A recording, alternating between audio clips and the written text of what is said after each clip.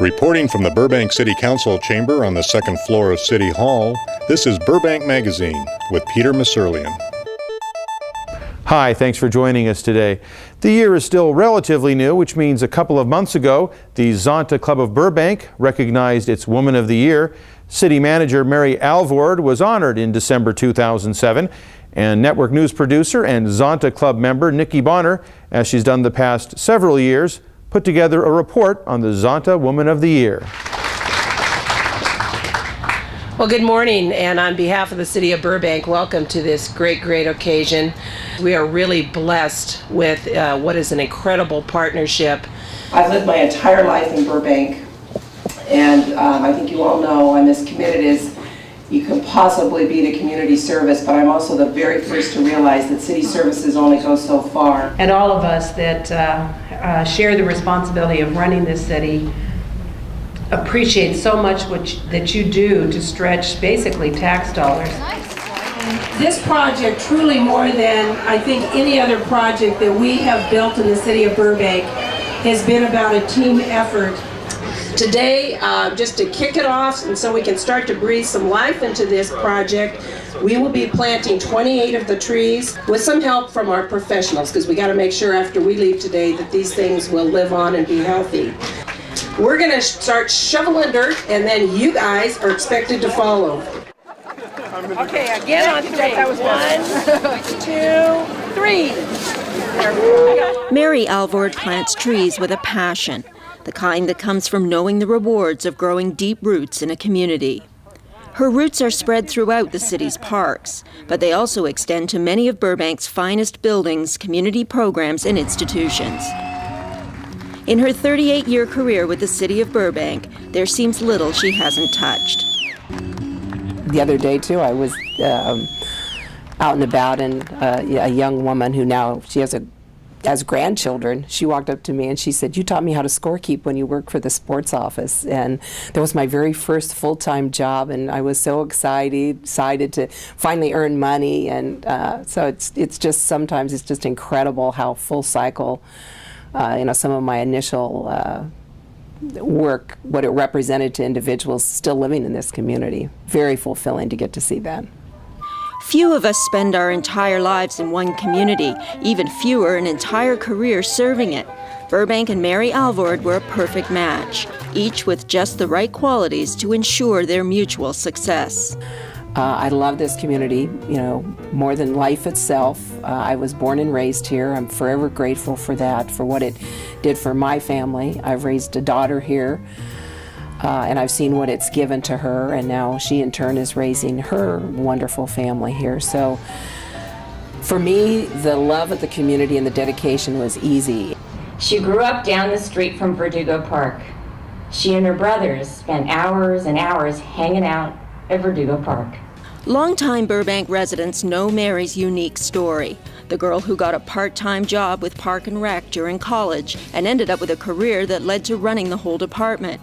The girl who thought she'd be a teacher but ended up being city manager. I was a leader from the time I hit the ground in elementary school. I was one of those kids that academically did very well, but I can also tell you I never had a report card that didn't say, Mary talks too much. So I'd get these incredible grades, and then I'd get a U in citizenship because I just constantly was instigating something. I was always the kind of kid who wanted to run for office and be in student government. At home, she honed her competitive skills, keeping up with three brothers. It was never, "Oh, you're the girl, you'll grow up and marry and have children." My dad believed from the get-go that I would be college educated and that anything I wanted to do, they would work hard to make sure I had the resources that I could do that. So I think to some degree my dad, just by his liberalness, it was an equal opportunity household, that's for sure. I think about both of them, and I know I owe to them the work ethic and I think strength of character and just the tenacity that both of my parents had. Not to mention, just their incredible devotion to the family. I think about how much they went without so that the four of us, could have a better life than both of them had. Remember, leadership does not simply happen. It can be taught, learned, and developed. I think it was very clear to my family, to my parents, that I would always be in some kind of leadership position. Would I have seen that it would take me to, being the CEO of the city of Burbank? I would tell you, even 5 years ago, I would not have foreseen that. But I think it was a natural evolution. I think I, just by happenstance, wound up in the absolute best profession for me personally. But some of that, I think, is just luck.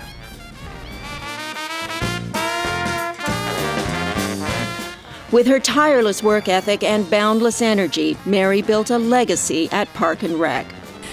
I got to open the Starlight Bowl. It's like giving out cotton candy every day. It is an incredible business to be in. And as I look back at my career, there will never be better days, frankly, than what I had in Park and Recreation.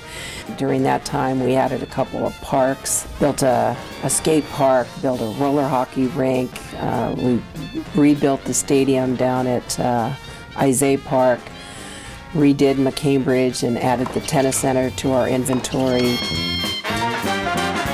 With a track record like that, it was inevitable. Mary was destined for bigger things, first as assistant city manager, then to succeed Bud Overham. When it all happened, I just remember being,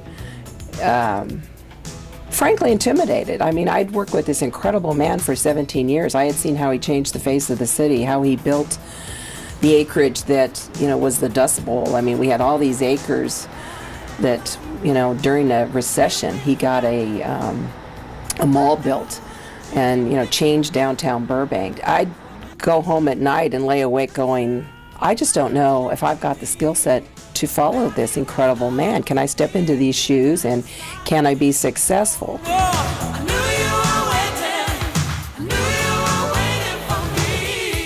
Well, the incredible thing is how many people came up to me and said, you are absolutely perfect for this, including the executive team, this wonderful group of peers, frankly. I mean, I was serving side by side with them, but they all encouraged me to take it. They all said, we want to work for you.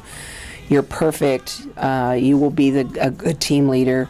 Don't doubt yourself. And I frankly got the same feedback from throughout the community.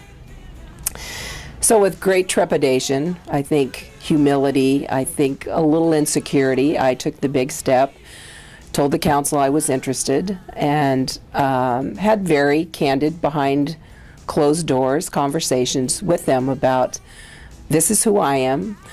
I'm not Bud Overham. I'm Mary Alvord. I'm somebody I believe the community trusts. Part of that trust comes from Mary's humor.